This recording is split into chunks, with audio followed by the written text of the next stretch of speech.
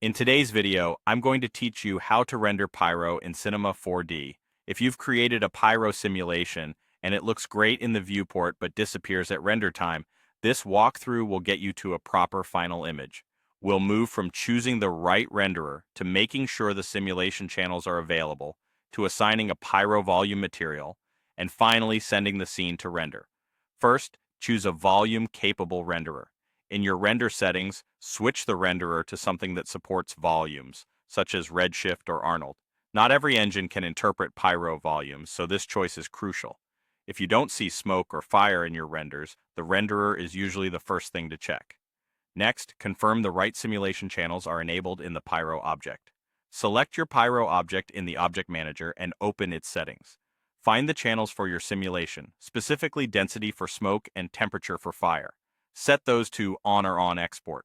On makes the data available directly within Cinema 4D and for rendering. On export is helpful when a renderer pulls the volume fields more explicitly.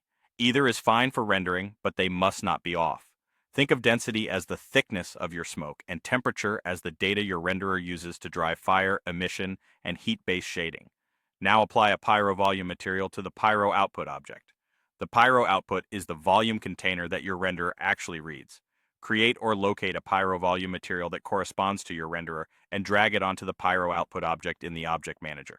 The key is that the material's density input references the density channel and its emission or temperature input references the temperature channel.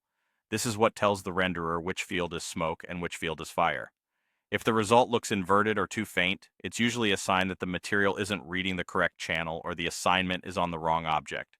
With the renderer selected, the channel set, and the material assigned to the Pyro output, you're ready to render. Start a render and give it a moment. Volumes can take longer to resolve than simple geometry. If nothing shows up, revisit the 3 checkpoints: renderer choice, channel states, and material assignment. That's it. By picking a volume-capable renderer, enabling density and temperature, applying a Pyro volume material to the Pyro output, and rendering the scene, you'll get believable smoke and fire straight out of Cinema 4D.